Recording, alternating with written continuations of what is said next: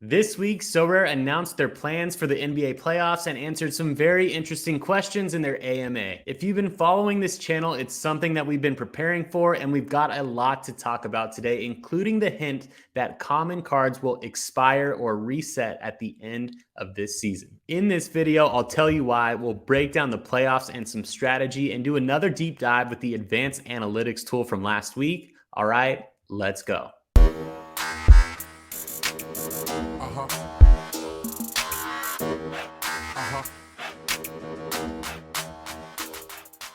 Welcome back, everyone. I'm Eric, and I'm excited to dive straight into the content today. We're here every week bringing you tips, strategy, and as much value as possible on Sorare NBA. The best way to support is by hitting that subscribe button and liking the video, so go ahead and do that now. I really appreciate it. And while you're down there, if you want to hang out during the week, feel free to join the free Discord and pop in to come chat about Sorare and all things NBA. All right, let's zoom in. All right, you guys, this right here is the advanced analytics spreadsheet. I went over it in my last YouTube video. If you have not had a chance to see that yet, I go through it in more detail, and I'll also cover this one at the end of the video here. Everything is bookmarked down below for your convenience. We will come back to this. You're going to want to take a look at it. We're going to evaluate 4 different players. All of them are for an $8 price point, and we'll take a look at all the charts.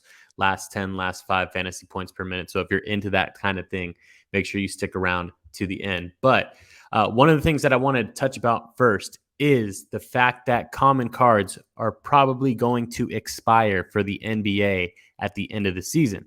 That means strategy shifts heavily. If you have not played Sorare football, this might be a surprise to you, and it was something that I wasn't quite expecting either. So what we're looking at right here are Season 2 updates for Sorare MLB that was just released this week, and I want to take you down to this new manager onboarding section. I did say MLB. MLB Season 1 was very similar to the onboarding of Season 1 NBA.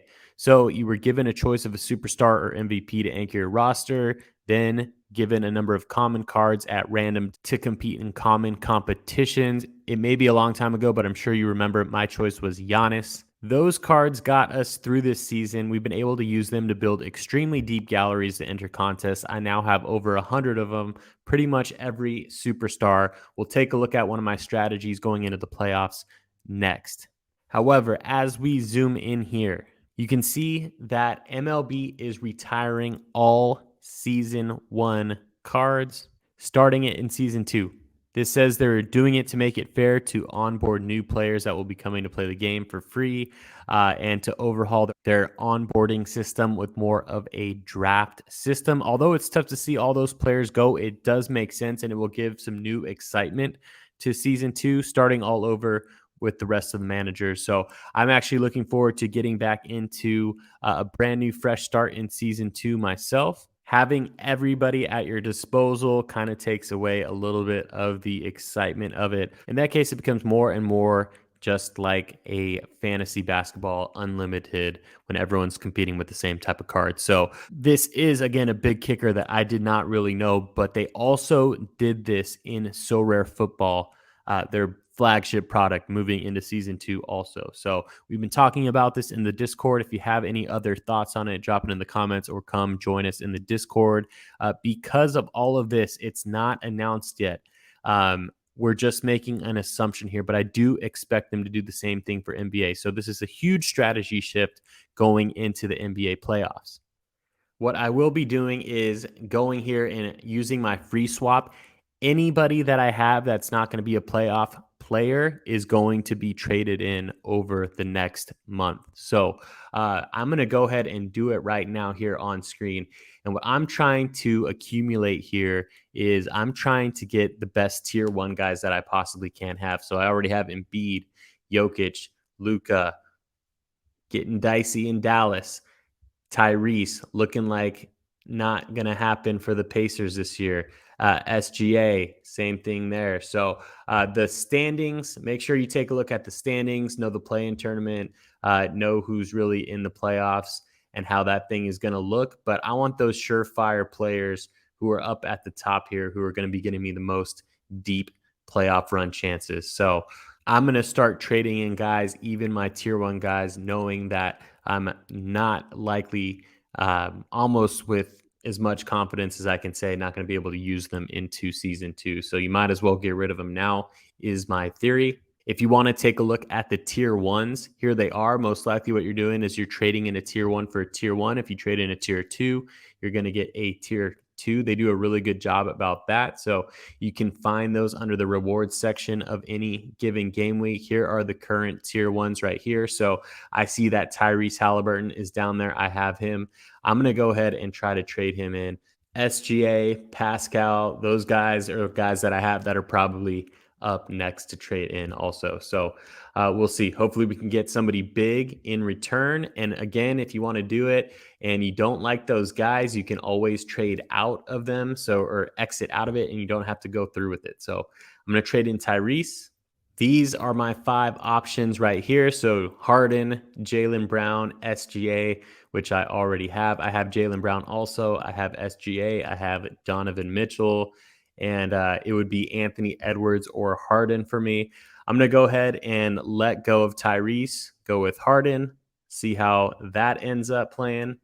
Ant would be my second choice here, hoping that Harden's L10 comes down a little bit and that we can get him a little bit lower of an L10 with a higher upside in the playoffs. Maybe put him with Embiid alongside him. We'll see how it goes there, but Harden will be my guy. Could always trade him in later if I wanted to as well. I'm really shooting for Jason Tatum, pretty much the big time superstar that I do not have in my roster. That's my whole goal is to kind of get him going into the NBA playoffs. So use your strategy as you may, and best of luck to you. Okay, if you're cutting out from here, thank you for watching. Make sure to hit that subscribe button. Just a reminder to hit that like button as well. Really appreciate it. We're going to go over just very quickly this playoff tournament, and then at the end, we will get into the smart data, the analyzer, the advanced analytics spreadsheet from our friend of the channel, David. I'll let you guys read this all for yourselves, and it's not locked in yet, but here is the game week calendar. Game weeks 49 through 56 will be the NBA playoff calendar roughly. So you got the play-in tournament in first round, and then first round and conference finals. You can see these are week-long tournaments as opposed to 3 and 4 days. So that has definitely switched up. Got to keep that in mind, okay? Whether or not they cross over in between 2 different rounds, it just depends on what players are playing games in that particular week. So could throw things for a really interesting wrinkle or twist there. The pickup competitions, limited contender, limited champion, rare contender, rare champion, super rare contender, super rare champion, unique champion. You get the picture. Garage hoops, rec league, limited tip off, and weekly special competitions will not be available during the playoffs. In addition to that, as you scroll down, there will be tournaments. So throughout the entire 8 weeks of the NBA playoffs, if you play in a certain competition multiple times, they're going to add up that score for that competition and then give away $100,000 worth of prizes and experiences, game tickets, merchandise, other IRL stuff. So that will be exciting for sure. I'll definitely be participating in a couple of those, the pick-off, probably the limited contender and the limited champion. I'm not getting into the rares or above, but yeah, I'll throw my hat in the ring for definitely the pickup, limited contender, and limited champion, and make my galleries as best as I can for those. So good luck if you're going to be doing that. Let me know what your thoughts are going into the NBA playoffs. Again, jump in the Discord, come hang out with us. This portion of the video, we are going to move into the smart data or the advanced analytics spreadsheet. So if you're cutting out from here, again, thank you for subscribing. Let's move on. Okay, in this example right here, we're looking at 2 teammates, Dylan Brooks, Xavier Tillman. On the right-hand side, Xavier Tillman. On the left-hand side, we have Dylan Brooks.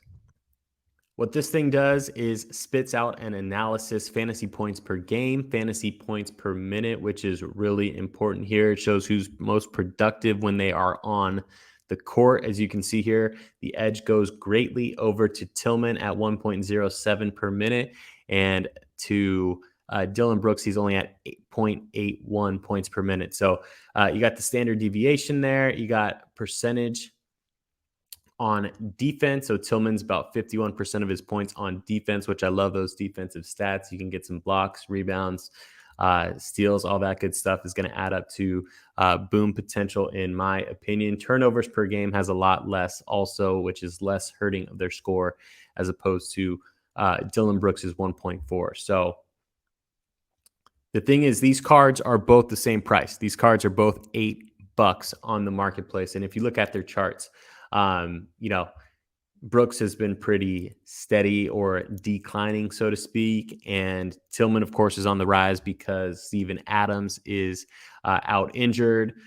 He's got 4 or 5 weeks to come back, so maybe he'll make it for the playoffs. We will see how much of an impact he has if he can come back healthy. But Tillman is doing really well over there in his absence. What these charts right here tell you is this fantasy points per minute in his last 10, is very far below this 1.0 mark, trending downward towards even like a half a point, maybe 0.6 fantasy points per minute.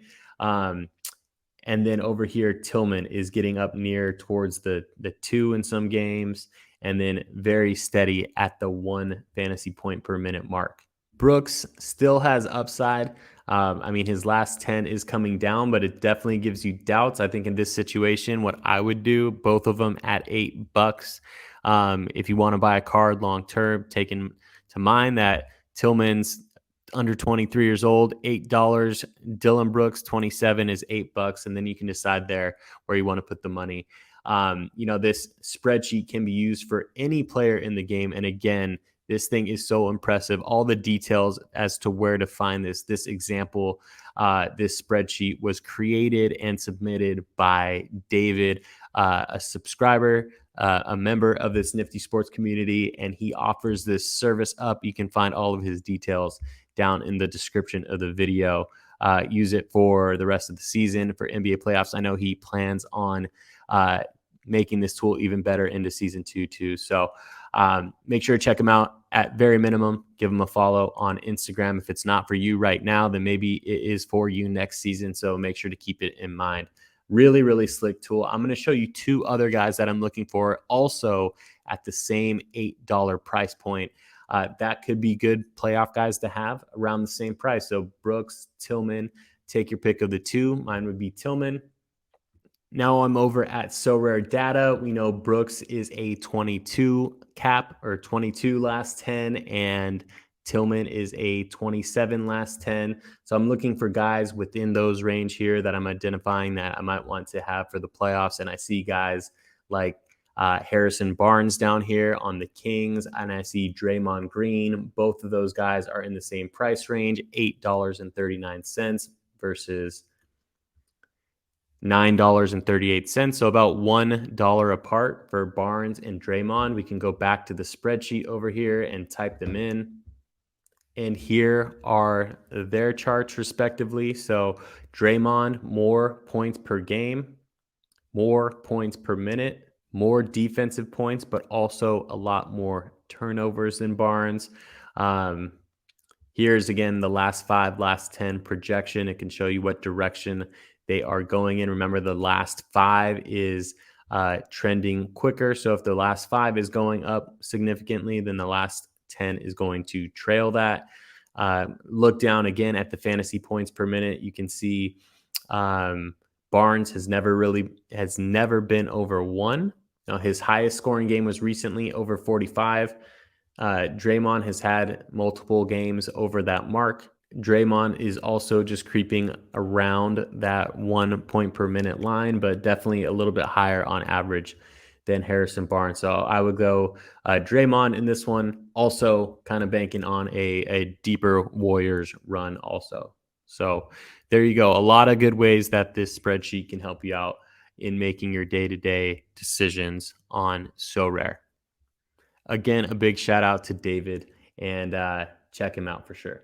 All right, you guys, the last thing that I wanted to point your attention to before we wrap up the video is the question and answer. A lot of good questions here.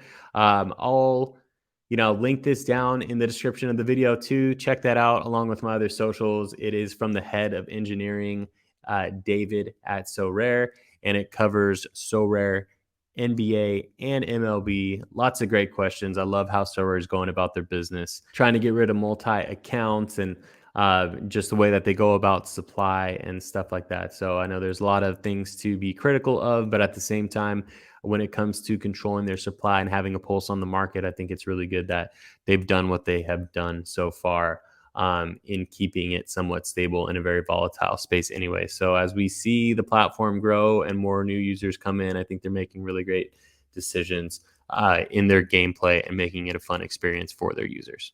All right, there you have it, everybody. Thank you for watching and thank you for subscribing to the channel. I really appreciate it, and I hope you enjoyed this week's video. I'll be back next week with another video on Sorare NBA. If you're a baseball fan, come join us on Sundays. We do a live stream podcast with myself, Nate, and Greg right here on this channel, 3 p.m. Pacific, 6 p.m. Eastern, or you can watch the recording after. We talk all things baseball, including, of course, Sorare, Candy, and more. Feel free to drop a comment down below. Join us in the Discord. I'm excited for the NBA playoffs. Hope you are too. I'll see you on the next one soon.